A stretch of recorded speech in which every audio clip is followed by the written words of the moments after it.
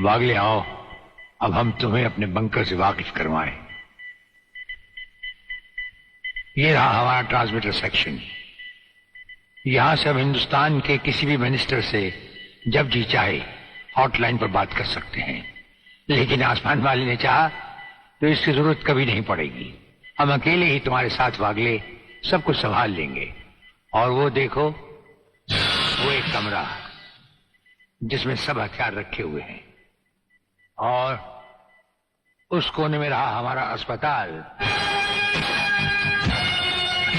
यहां हर लाए दुश्मन का सीटी स्कैन करके उसकी अंदरूनी बीमारियों को बाहर निकाला जाता है।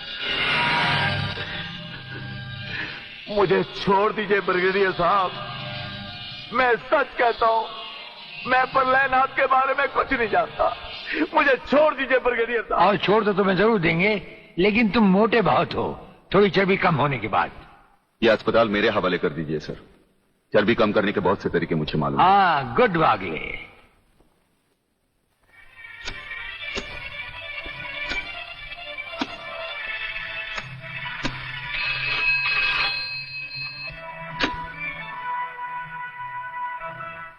नमस्कार सर, मैं खबरीलाल बोल रहा हूँ। ओ खबरीलाल, आज के मुख्य समाचार ये हैं कि प्रलयनाथ गुंडा स्वामी ने खतरनाक किलर बब्बन खूनी को आपको खत्म करने के लिए एक बहुत बड़ी सुपारी दी है। हमारे नाम की सुपारी खाने वाले को जिंदगी भर दांत चबाने पड़ेंगे। ये हमारे नाम की सुपारी खाने वाले चमगादड़ के खाने पीने का ढाबा कहाँ है खबरीलाल? शहर से 40 मील दूर काली पहाड़ी के पीछे उसका एक अपना बहुत बड़ा मैंगो फार्म है। आज के समाचार समाप्त हुए।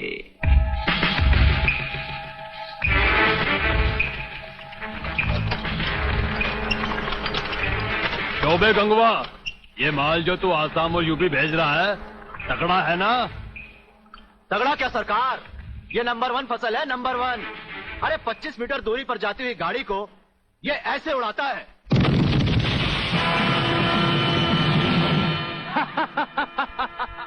देखा सरकार, ये अपनी बम फैक्ट्री में बना हुआ मैंगो का कमाल। यूपी और असम में आतंक फैलाने के लिए ये माल तो ठीक है, पर मुझे वो माल बता जो ब्रिगेडियर सूर्यदेव सिंह को उसकी गाड़ी के साथ जलाकर उसे राख कर दे। वो भी तैयार है सरकार।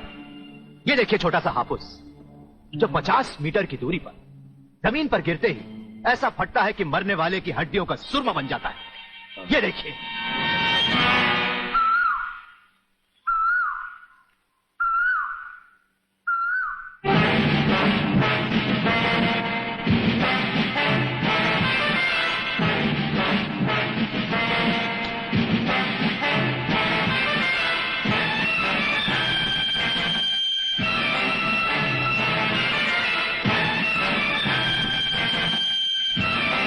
कौन हो तुम? लगता है बब्बन मियां ने कल रात अपनी आंखों में सुरमा नहीं लगाया, जरा कम दिखाई देता है। ब्रिगेडियर सूर्यदेव सिंह? हाँ, ब्रिगेडियर सूर्यदेव सिंह। बब्बन मियां, हमें तो उसी के हाथों से मरना है जिसने हमें इस दुनिया में पैदा किया। तुम सब अपने आप को हमारे हवाले कर दो, वरना तुम्हारा बनाया हुआ आमों का बागीचा तुम सबका अपने हाथों से बनाया हुआ कब्रिस्तान बन जाएगा। तो आओ आगे और पकड़ लो मुझे, मगर इतना याद रखना कि जहां तुम खड़े हो उस पेड़ से लेकर मैंने अपने चारों तरफ माइंस बिछा रखी हैं। अगर इसके अंदर तुमने पैर रखने की भी कोशिश की तो तुम्हारे चीचड़े उड़ जाएंगे। यकीन नहीं आता तो ये देखो।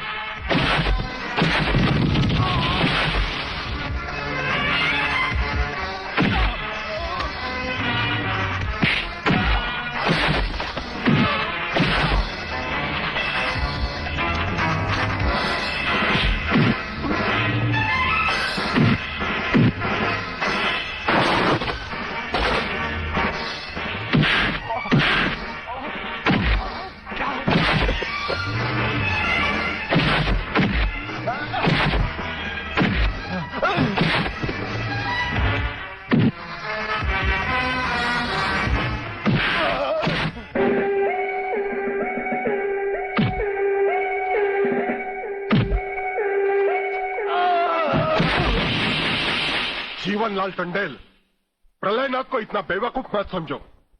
सारे शहर के पुलिस स्टेशन से पता लगाकर ही तुम्हें फोन किया है। अगर होम मिनिस्टर होते हुए तुम्हें यह पता नहीं है तो मुझे कल तुम्हारा रेजिग्नेशन चाहिए, समझे? अरे मैं जानते हो, बब्बन और उसके साथियों ने जबान खोल दी तो सूर्यदेव सिंह हमारे लिए नर्क के दरवाजे खोल देगा। जल्दी से पता लगाओ और उन सबको छुड़वाओ। Yes, DCP Pathania speaking. अरे इंग्लिश को मारो गोली और हिंदी में समझो।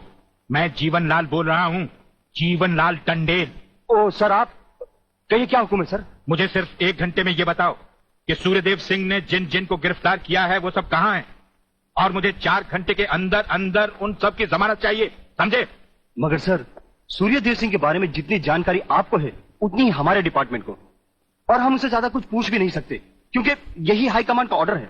वो रहता कहाँ है? वो भी नहीं मालूम। ये भी नहीं मालूम तो फिर ये बताओ कि वो मिलता कहाँ है? मैं उससे आज ही मिलना चाहता हूँ। सर, वो रोज सुबह सीबीआई ऑफिस में 12 और 1 के बीच में आते हैं सर। सर, ये लिस्ट उन लोगों की है जिन्हें आपसे मिलना है।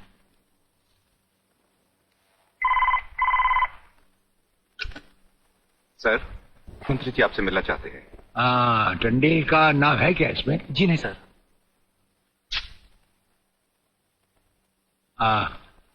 आज तो हम अपना 1-1 मिनट दूसरों को दे चुके हैं, दम लेने की भी फुर्सत नहीं होगी। ऐसा करो, मंत्री जी को कल दोपहर के बाद की कोई भी अपॉइंटमेंट दे दो। Okay sir. Sir, you can't meet him today. अरे अंग्रेजी को मारो गोली और हिंदी में समझो। इस राज्य के मंत्री से मिलने के लिए उसके पास वक्त नहीं है। मैं पूछता हूँ, वो हमारी खाता है या हम उसकी? इसमें आपकी और हमारे खाने की बात कहां से आ गई? ओह, तो ये है ब्रिगेडियर। आप यहां अचानक आप पधारे हैं और हम आज का सारा वक्त औरों को दे चुके हैं। आखिर हम सब जनता ही के तो सेवक हैं। कुर्सी मिलने पर ये समझ लेना कि सारी सरकार आप ही की है, इसे हम कैसे मान लें? आप मुझे ये न समझाएं कि सरकार किसकी है। आप सिर्फ इतना समझिए कि आप एक सरकारी नौकर हैं और आपके सामने खड़ा हुआ ये इंसान इस राज्य का मंत्री है। खादी के कपड़े पहनने से और टोपी लगा लेने से कोई महात्मा गांधी नहीं बन जाता। और सुनिए, हमें नेताओं की भाषा ना तो पहले समझ आई थी और ना कभी आएगी। भाषा छोड़ो ब्रिगेडियर, मैं जो आपसे कहना।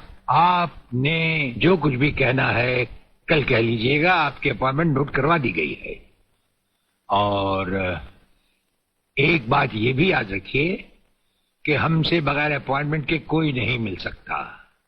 और जहां तक हमारा ताल्लुक है, हम किसी से भी किसी वक्त भी कहीं भी मिल सकते हैं, हमारा जब दिल चाहे। शायद आपने वो लेटर नहीं पढ़ा जो सेंट्रल गवर्नमेंट ने आपको भेजा है। उसमें खासुल खास ऑर्डर है कि हमारे किसी भी काम में कोई भी दखल अंदाजी नहीं कर सकता। नमस्कार। नमस्कार।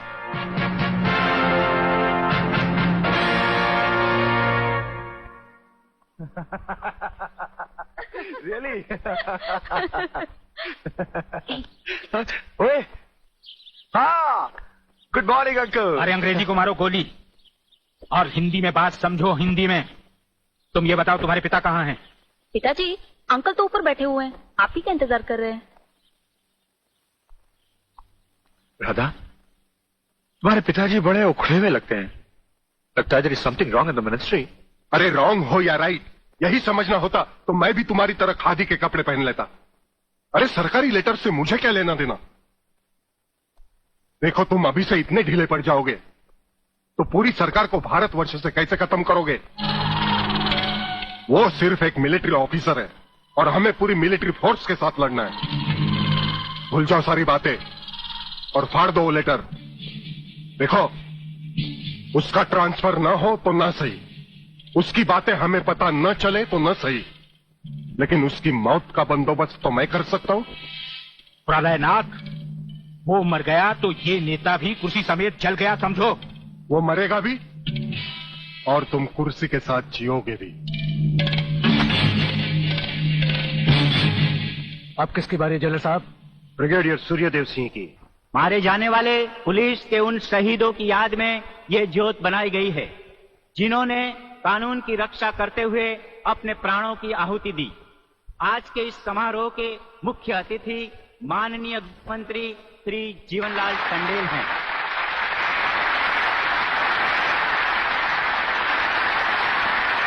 और इस ज्योत का उद्घाटन एक महान योद्धा, परमवीर चक्र विजेता ब्रिगेडियर सूर्यदेव सिंह के हाथों से होगा।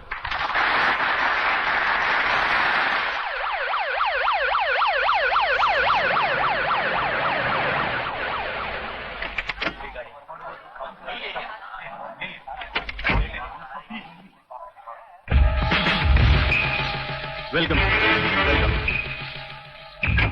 प्लीज।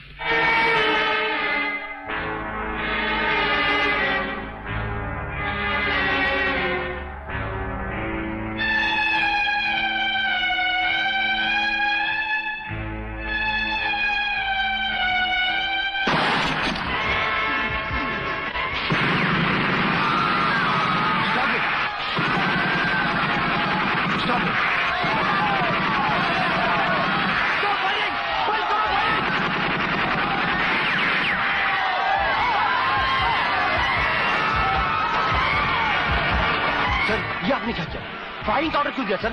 आपकी एक गलती से कितनी जाने गई, इसका जवाब कौन देगा ब्रिगेडियर साहब? मिस्टर तिवारी, इसका जवाब अब ब्रिगेडियर को ही देना होगा, और वो भी अदालत में।